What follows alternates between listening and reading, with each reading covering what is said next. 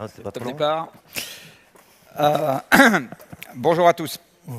Je vais donc essayer de répondre à la question avec un angle un peu particulier qui est le lien entre le système économique dans lequel nous nous insérons et l'énergie. Alors, je suis désolé, je vais commencer par faire un tout petit rappel de physique. Vous savez, quand on parle d'énergie aux gens, ils vont comprendre facture d'électricité, facture de gaz. Un certain nombre d'entre eux vont comprendre plein de ma voiture. C'est rare qu'ils se rappellent de l'aride définition qu'ils ont dû s'ingurgiter quand ils étaient sur les bancs de l'école. Alors, je vais vous la rappeler, même si c'est un souvenir très désagréable. L'énergie, c'est par définition la marque du changement d'état d'un système. Ça veut dire quoi, ce charabia? Ça veut dire que quand le monde physique autour de nous change, quel que soit le changement, il y a de l'énergie qui est intervenue. Alors, dans les actes de la vie courante, un certain nombre de choses sont faciles à visualiser et sont faciles à associer à de l'énergie. Quand vous avez, par exemple, un changement de température, quelque part, il y a de l'énergie qui intervient, que ce soit pour réchauffer ou pour refroidir. Quand vous avez un changement de vitesse d'un objet, typiquement une voiture qui se met en mouvement, vous avez de l'énergie qui intervient. Quand vous avez un changement de forme, chose qui se passe dans n'importe quelle usine qui travaille de la matière, vous avez de l'énergie qui intervient. Quand vous avez une composition chimique qui change, ce qui arrive aussi dans un certain nombre d'usines ou dans votre estomac et dans votre propre corps, vous avez de l'énergie qui intervient. Ça, c'est un peu plus compliqué quand vous avez un corps qui se déplace dans un champ, typiquement vous, dans le champ gravitationnel, il y a de l'énergie qui intervient. Vous savez que monter sur une montagne, c'est dur, parce qu'il faut fournir de l'énergie pour lutter contre la gravitation. Quand vous avez une composition atomique qui change, vous avez de l'énergie qui intervient. C'est grâce à ça que le Soleil nous envoie du rayonnement. Et enfin, ce qui vous a particulièrement occupé jusqu'au 31 août, quand de la matière et du rayonnement interagissent, vous avez de l'énergie qui intervient. Alors une version plus utilitaire et plus quotidienne de ça, c'est le four à micro-ondes. Le four à micro-ondes envoie du rayonnement sur quelque chose et transfère l'énergie et ça chauffe. Donc l'énergie, c'est par définition le changement du monde qui nous entoure. Alors, une première conclusion qu'on peut tirer de cette affaire, c'est que l'énergie propre, ça n'existe pas. Parce qu'un changement propre, ça n'existe pas. Vous avez des changements intéressants, des changements qui le sont moins. C'est une affaire de nature de changement, de bénéfices, d'inconvénients du changement, etc. L'énergie propre n'existe pas. Vous vous rendez compte que l'énergie propre dans les médias, c'est souvent l'énergie qui n'existe pas encore ou qui existe à toute petite dose. Et la deuxième conclusion que je peux vous proposer, c'est qu'il n'existe pas de système productif sans énergie. Ce n'est pas possible, parce qu'un système productif, c'est un système de transformation. Notre monde économique est un monde de transformation. Et donc, dès que vous avez une production quelque part, vous avez de l'énergie.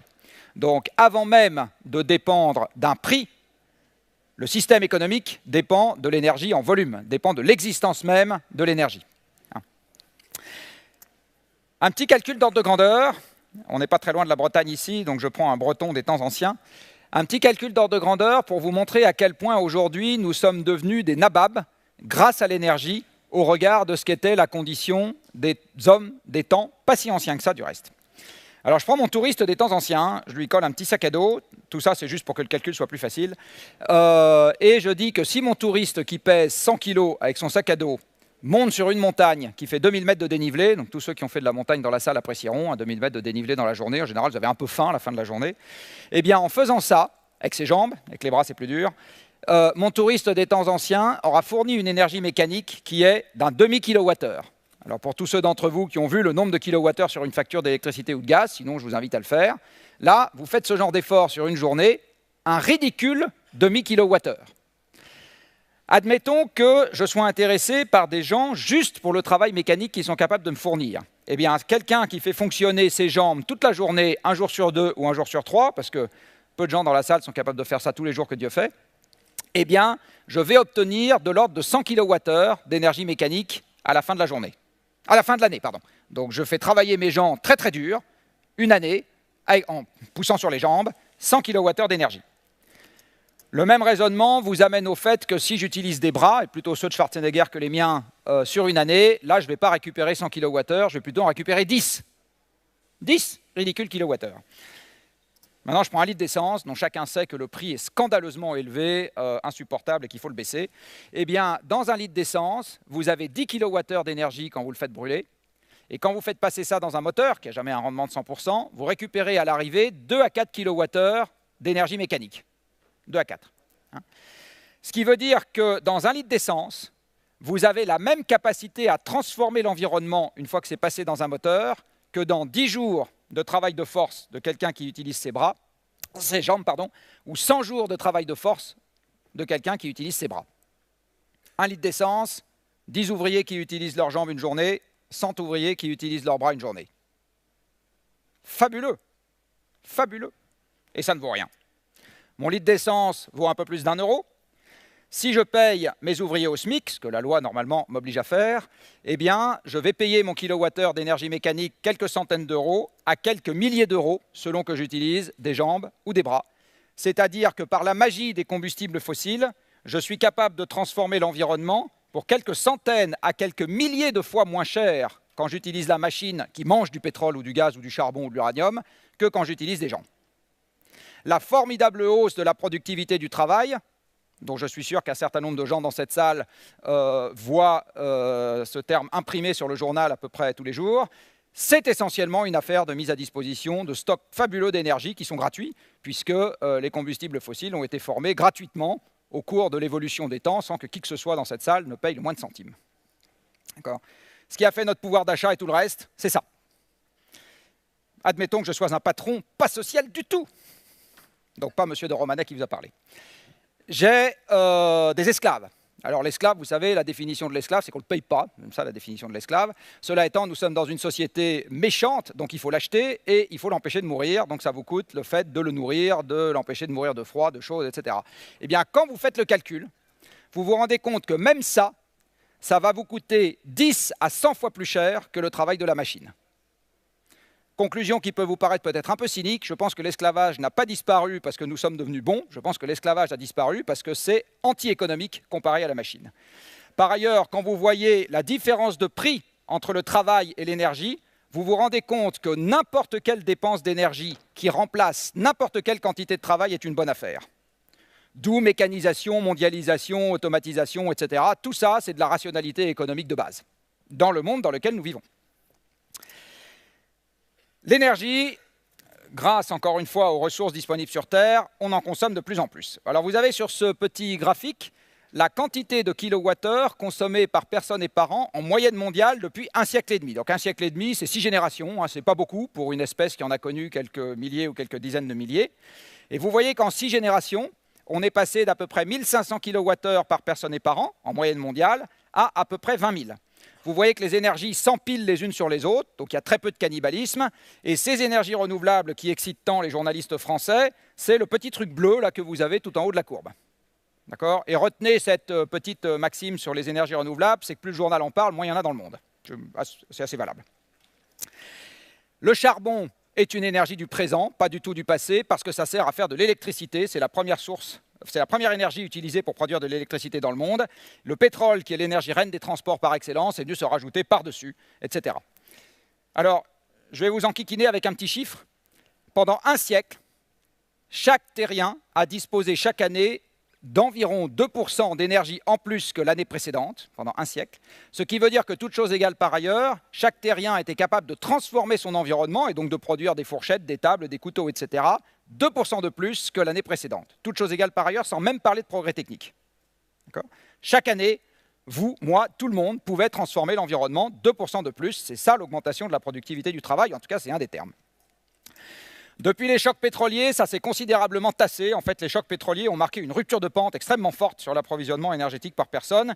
Et c'est de là, j'aurai malheureusement pas le temps de développer aujourd'hui, que sont venus, à mon avis, l'essentiel des problèmes économiques que nous connaissons aujourd'hui et qui datent de cette époque-là, le début du chômage, le début de l'endettement, le début du ralentissement de la hausse de la productivité du travail, etc. Sur quoi tout un tas de doctes médecins dignes de Molière parfois se penchent en disant c'est une crise du crédit, c'est une crise je ne sais pas quoi. Non, moi je pense que c'est avant tout une crise de l'énergie. Il n'en reste pas moins que aujourd'hui, chaque terrien a de l'ordre de 20 000 kWh par personne à sa disposition sur l'année. Si nous n'avions pas les combustibles fossiles, donc si tout le confort moderne était procuré par des gens utilisant leurs jambes et leurs bras, eh bien un terrien devrait avoir l'équivalent de 200 esclaves à sa disposition en permanence pour vivre de la même manière, et en France, on est plutôt à 600. En France, on est plutôt à 600. La France, on vous l'a dit tout à l'heure, utilise du nucléaire. Certes, elle utilise surtout autre chose. Vous avez ici la décomposition par type d'énergie et par usage en France, Et tout ce que je viens de cercler en bleu provient des combustibles fossiles, c'est-à-dire pétrole et gaz pour l'essentiel, un tout petit peu de charbon dans ce pays. Notre pays est avant tout un pays fossile, enfin, au sens des combustibles. Avant tout un pays fossile. Le nucléaire est un élément très important du paysage énergétique français. Il n'empêche que c'est très loin d'être le seul. Et quand on regarde l'électricité, soit dit en passant, ce n'est pas le chauffage qui domine, et en plus l'usage de l'électricité pour le chauffage est un truc à peu près stable depuis 30 ans. Ce qui domine, c'est tout le reste. C'est tout le reste. Alors ce que je viens de vous raconter au cours de ce petit moment introductif va m'amener à ça. Ça c'est quoi? C'est la manière dont, encore une fois, quand vous ouvrez les pages économie du journal ou quand vous entendez M. Moscovici ou ses prédécesseurs, on vous parle d'économie. On vous dit l'économie, c'est très simple, il y a des gens qui travaillent et il y a du capital. Donc si le PIB flagadouille et que vos retraites vont poser un problème, pour booster un peu le PIB, il faut augmenter le travail, il faut augmenter le capital. C'est simple. Donc il faut demander aux banquiers d'arrêter de faire les azous et de financer des usines, et il faut former des gens pour qu'ils soient capables de travailler. Et puis si on fait ça, le PIB augmentera et on paiera les retraites. Alors ça c'est la théorie, la pratique montre que ça ne marche pas bien, puisque ces dernières années, on a injecté des liquidités, on a financé des investissements, etc. Le PIB n'est pas reparti pour autant. Et par ailleurs, du travail, on en a trop, parce qu'on a plein de chômeurs. Donc, on n'a pas un problème d'accès à la quantité. Il y en a trop. Bon, donc, ce n'est pas ça, le problème. En fait, le problème, c'est qu'on n'a pas une bonne vue des flux physiques qui pilotent notre système productif. Vous avez ici une représentation synthétique de ce que c'est vraiment, physiquement, qu'un système productif. C'est je prends des ressources et je les transforme. Vous n'avez pas un objet dans cette salle, pas un, qui soit autre chose que des ressources naturelles transformées par notre activité. C'est vrai des vêtements que vous portez, des chaises sur lesquelles vous êtes assis, du matériel audiovisuel grâce auquel je m'exprime. Tout ce que vous allez manger à midi rentre également dans cette catégorie. C'est encore vrai du moyen de transport qui vous a amené ici, etc. Pas un objet que vous allez voir aujourd'hui ni durant toute votre vie ne va être autre chose que des ressources naturelles transformées par notre activité. Pas un. D'accord ? Mais ces ressources, dans la convention économique que nous avons bâtie, valent zéro. C'est gratuite. D'accord ? Pour ceux d'entre vous qui sont dans des entreprises, on aurait un système comptable normal, on collerait des dotations aux amortissements dès qu'on utilise des ressources naturelles qu'on tape dans la nature, et on collerait des provisions pour risque à chaque fois qu'on fait un truc qui modifiera plus tard l'environnement avec éventuellement des dommages associés. Ce n'est pas ce qu'on fait en macroéconomie. Ce n'est pas du tout ce qu'on fait. On compte la valeur de ce qu'on a produit et on compte pour zéro la valeur de ce qu'on a consommé. Donc la bonne manière dont le système s'organise, vous l'avez là. On a des ressources qu'on transforme et le capital, ça n'est rien d'autre qu'une partie de la production passée qui dure et qu'on affecte au profit de la production future. Typiquement, cet immeuble-là, c'est de la production passée, c'est des ressources et du travail passé, c'est un élément de capital, ça va durer, et, enfin j'espère, pour ceux qui l'ont rénové, et on va le mettre au service de la production future. Le travail, dont je vous rappelle que c'est une des expressions de l'énergie en physique, à nouveau, eh bien, pour 1, il est fourni par nos muscles, la transformation, et pour 200, par l'énergie mangée par les machines. Et pour 200, par l'énergie mangée par les machines. Un ouvrier qui pilote un laminoir, vous savez, un laminoir, un gros machin là, qui écrase des brames d'acier, eh bien, le rapport entre la puissance du laminoir et la puissance de ses muscles, c'est 1 à 1 million. Donc en fait, l'ouvrier, il joue à un jeu vidéo. Il appuie sur des boutons et des manettes, et le laminoir lui obéit. Il n'est pas du tout à utiliser ses propres muscles pour produire de l'acier. D'accord ? C'est pas ça. Si vous avez maintenant une restriction sur l'énergie en volume, vous aurez une restriction sur la production en volume, on va voir ça juste après. Et si vous avez une restriction sur les ressources, vous aurez également une restriction sur la production. Si vous avez une usine flambant neuve et pas d'énergie pour l'alimenter, vous pouvez avoir votre usine et les travailleurs, vous n'aurez pas de production. Contribution au PIB, zéro. Si vous avez l'usine et vous n'avez pas les ressources qu'elle transforme, contribution au PIB, zéro. D'accord ? Donc, les deux goulets d'étranglement qui aujourd'hui sont déjà à l'œuvre, c'est précisément ceux qu'on ne mesure pas. Alors ça, c'est la théorie. On va la passer au banc d'essai. Vous avez ici un graphique qui vous met en perspective la variation de la quantité d'énergie consommée dans le monde, année après année. C'est la courbe verte. Donc, ce n'est pas la quantité d'énergie consommée, c'est sa variation, d'accord, d'une année sur l'autre. Et en bleu, vous avez la variation du PIB mondial d'une année sur l'autre. Et vous voyez que ce qu'on constate sur ce graphique est très exactement cohérent avec ce que je viens de vous raconter sur les ordres de grandeur comparés du travail et de l'énergie. Autre représentation des mêmes données, vous avez ici des points. Chaque point correspond à une année. En bas à gauche, vous êtes en 65, en haut à droite, en 2012. Et pour chaque année, j'ai regardé en abscisse combien le monde avait consommé d'énergie et en ordonnée quel avait été le PIB en dollars constants. Ça marche beaucoup mieux que les modèles macroéconomiques de Bercy. Donc, vous avez aujourd'hui un asservissement très fort. Encore un exemple. Ici, vous avez en rouge la variation de la production mondiale de pétrole d'une année sur l'autre. En fait, c'est une moyenne lissée sur 3 ans, peu importe. C'est la variation de la production mondiale de pétrole. Et en bleu, vous avez la variation du PIB par personne en moyenne mondiale. Et regardez bien ce qui s'est passé sur les 2 derniers épisodes. Là et là, le pétrole varie avant le PIB. Dit autrement, ça n'accrédite pas l'hypothèse qui est on consomme moins de pétrole parce que c'est la crise. Chronologiquement, ce qui se passe, c'est que vous avez d'abord moins de pétrole et ensuite c'est la crise. Si vous regardez tous les pays de l'Europe du Sud, c'est les pays en Europe qui ont la plus grande part de pétrole dans leur mix énergétique, 60% en Grèce, 50% en Espagne, 50% au Portugal, 50% en Irlande aussi, soit dit en passant. Et c'est ces pays-là qui se sont enfoncés le plus profondément dans la crise. Et dans tous ces pays, le pétrole commence à descendre 2 ans avant le PIB. Dans tous ces pays. Alors, je pourrais, malheureusement, là aussi, je n'ai pas le temps, vous donner les explications qui montrent que c'est assez normal que le pétrole soit un signe avant-coureur du PIB. Donc, si je résume ce que je viens de dire, Mère Nature a fourni, grâce à quelques centaines de millions d'années d'évolution des combustibles fossiles, gratuits, qui sont aussi gratuits que le vent et le soleil. Ce qui coûte, c'est d'y accéder et de payer la personne qui a eu la bonne idée de naître au-dessus. Ça coûte. La création de ces combustibles, zéro. Zéro. Ils sont gratuits. Ils sont aussi gratuits que le vent et le soleil. Aussi gratuits. Donc, ces combustibles gratuits brûlent. Ça nous a donné les moteurs et la chimie qui nous ont donné la totalité de ce qui nous entoure. Et la totalité de ce qui nous entoure a permis de structurer le monde tel que nous le connaissons. Grâce à la productivité du travail agricole, vous êtes assis dans cette salle à devoir vous farcir ce que je vous raconte, au lieu d'être occupé à faire pousser des patates, parce que la productivité de la culture des patates est devenue telle que vous avez le temps de faire des études longues, des emplois de bureau, des retraites, etc. Donc le monde que nous avons bâti, et tous les pays industrialisés vivent de la même manière, indépendamment du fait qu'ils aient élu des gens de gauche, de droite, du centre, du milieu, d'en haut, d'en bas, de vert à paillettes, je ne sais pas quoi. Ils vivent tous de la même manière parce que l'énergie a structuré les flux physiques chez ces gens-là de la même manière partout. Partout, on a concentré des gens dans les villes, on a fait les emplois de bureau, on a étalé les banlieues, les gens roulent en voiture, partout. Parce que partout, il y a de l'énergie. Alors, il y a 2 questions qui se posent à partir de là. La première, c'est, alors elle a été rapidement évoquée par la personne qui a fait l'introduction, avec quelques petites inexactitudes, c'est combien de temps est-ce que je peux continuer à tirer de manière croissante des combustibles fossiles du sol. Je vais vous donner 3 indications là-dessus. Deuxième question, qui est le pendant aval de la même question.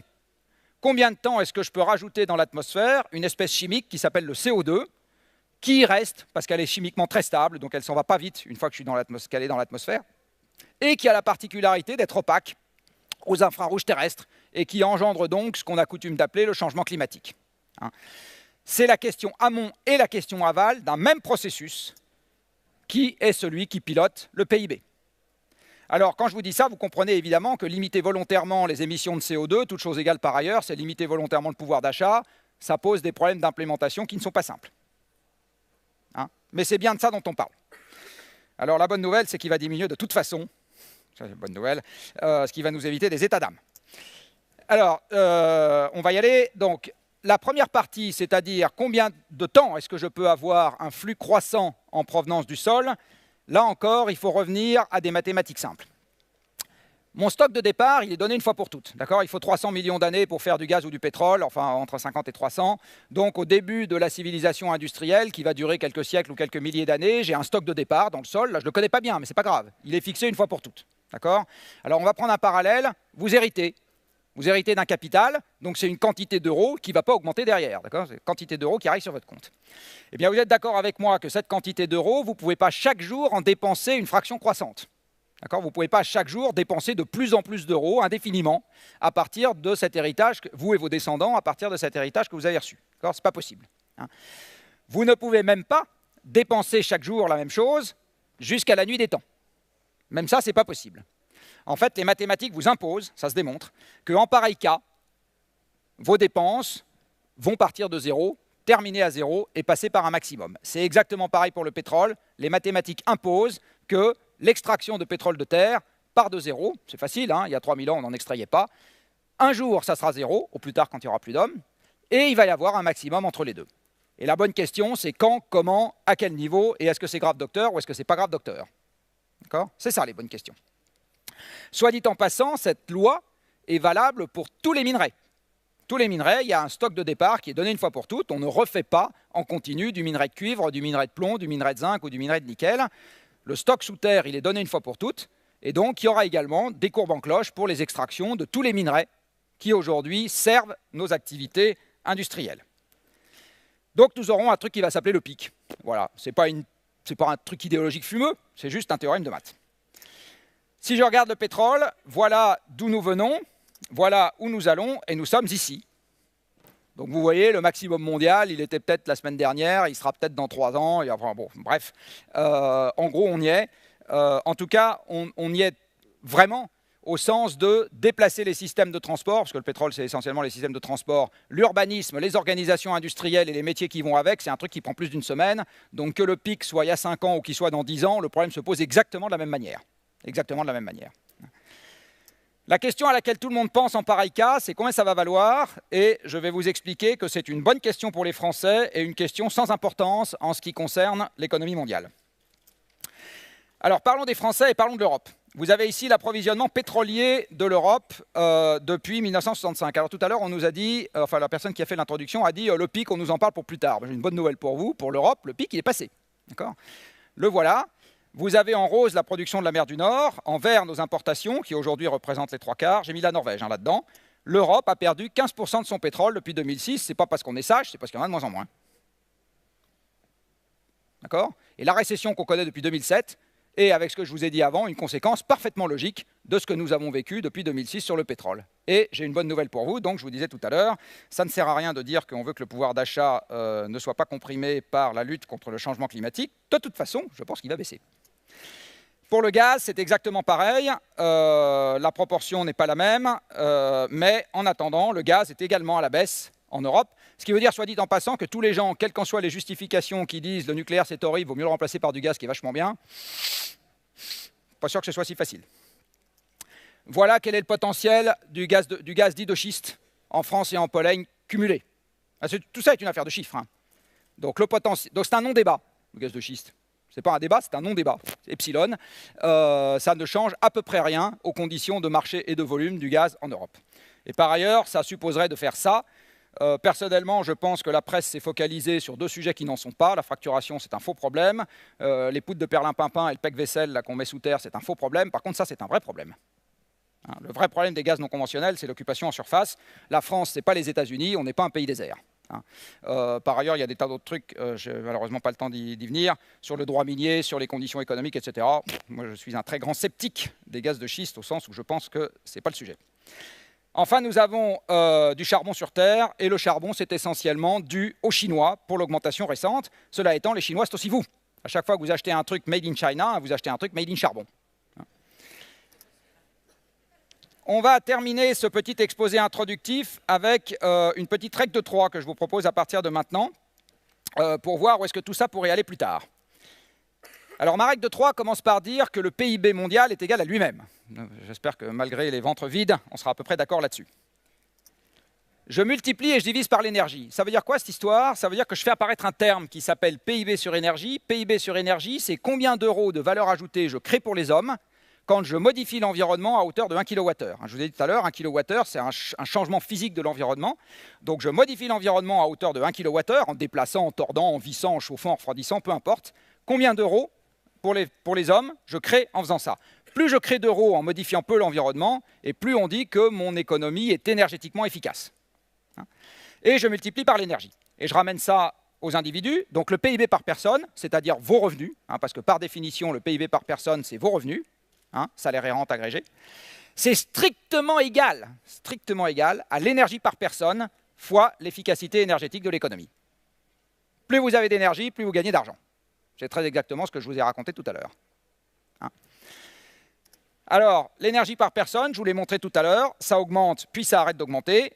L'efficacité énergétique de l'économie, ça augmente doucettement, depuis quelques dizaines d'années. Avant, on ne savait pas calculer le PIB, donc le problème ne se pose pas. Et donc, le PIB par personne, me dit ma petite règle de 3, je dois observer que pendant les 30 Glorieuses, il croissait d'un peu plus de 3% par an, et depuis les chocs pétroliers, d'un peu plus de 1. Alors, voilà ce que ça a donné en France. Vous voyez que le PIB s'arrête de croître en 2007. Voilà ce que ça donne dans le monde. Vous avez bien les 30 Glorieuses, où ça croît de 3% par an. C'est la barre rouge qui est importante, c'est la moyenne par décennie. Et pour ce qu'on a appelé parfois les 30 piteuses, c'est-à-dire les 30 ans qui ont suivi le choc pétrolier, on est bien à 1% par an. La France a fait des marches d'escalier plutôt plus descendantes, et donc vous voyez que quel que soit le candidat à la présidence de la République qui vous explique qu'on va revenir au-dessus de 2% par an, moi si j'étais à votre place, je me méfierais. Je pense que le pétrole et le gaz l'empêchent de faire ça. Je vous disais tout à l'heure, le pétrole, c'est un problème de volume, pas de prix. Vous avez ici un graphique dans lequel, encore une fois, pour chaque année entre 1960 et 2011, en abscisse, je mets le prix du baril et en ordonnée, le PIB mondial. Si la théorie disait que plus l'énergie vaut cher, moins il y a de PIB, eh bien, vous devriez voir un nuage de points descendant, c'est-à-dire que quand vous allez vers la droite du graphique où le prix du pétrole augmente, le PIB baisse. On devrait avoir un nuage de points organisé en droite comme ça. Vous voyez que ce n'est pas du tout ça qu'on observe. Donc, il n'y a pas de lien entre le PIB mondial et le prix du pétrole. Zéro. Ce n'est pas un sujet pour le PIB mondial. Quand le prix du pétrole augmente, c'est triste pour nous, c'est vachement bien pour les producteurs de pétrole. Et après, ils nous achètent le PSG et les galeries farfouillettes. Donc, il n'y a aucun problème. Ce n'est pas un sujet pour le PIB mondial. C'est un sujet pour nous, par contre. Parce que nous sommes importateurs massifs. Alors, voilà ce que donne la facture énergétique de l'Union européenne, multipliée par 6 en l'espace de 10 ans. Voilà un autre truc qui peut vous faire réfléchir.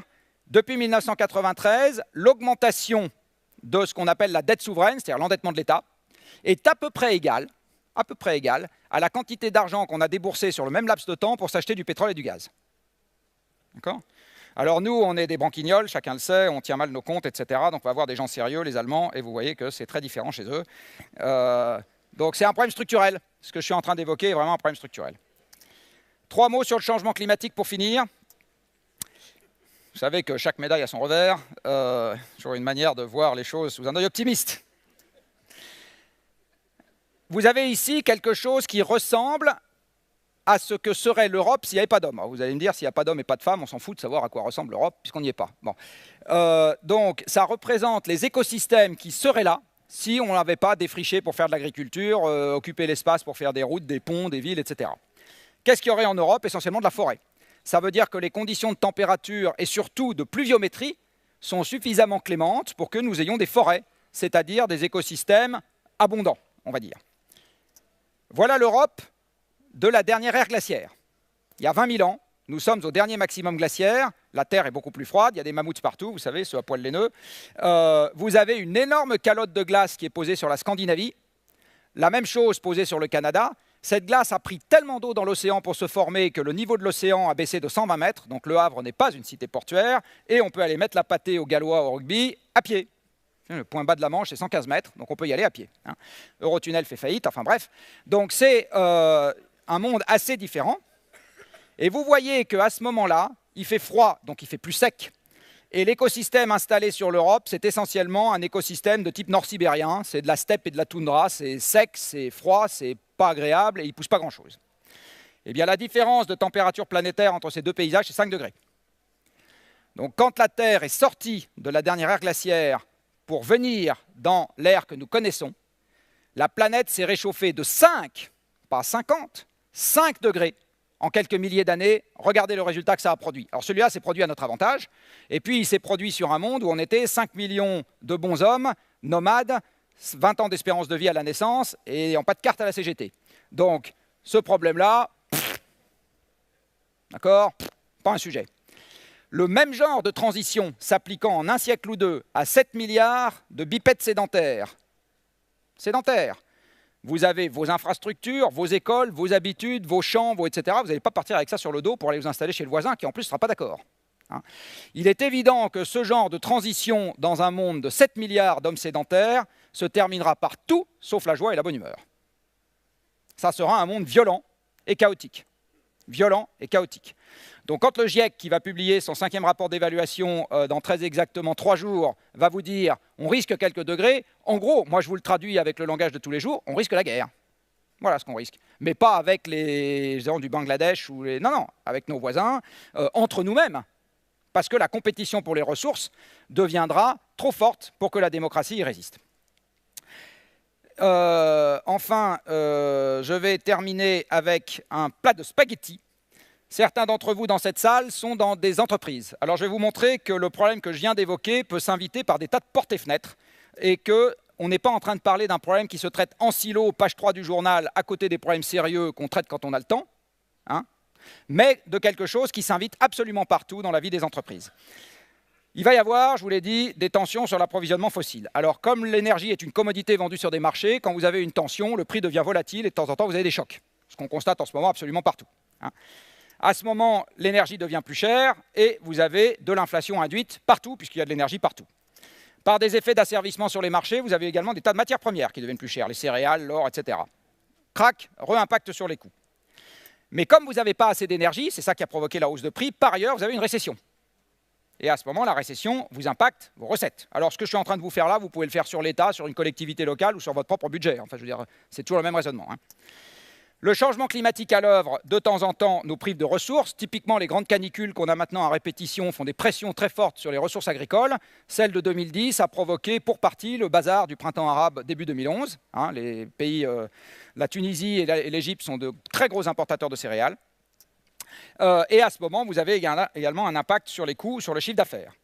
Après, il y a des gens, par exemple les clients, qui peuvent dire « nous, on va vouloir se soucier de cette affaire ». Et à ce moment, si l'entreprise ou la collectivité locale ou l'État, peu importe, ne fait pas ce qu'il faut pour répondre à cette attente, il y a un impact sur l'équilibre économique parce que les gens se mettent à faire autre chose que ce qu'on attendrait d'eux.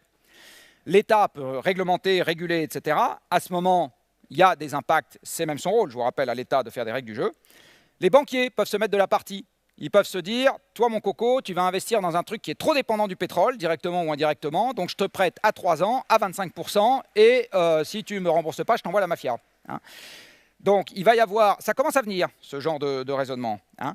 Et à ce moment, si les gens sont dans un secteur dans lequel ils ne sont pas trop dépendants de l'énergie fossile, ils ne peuvent plus financer leurs investissements parce que la prime de risque devient trop élevée, et donc ça accélère leurs problèmes.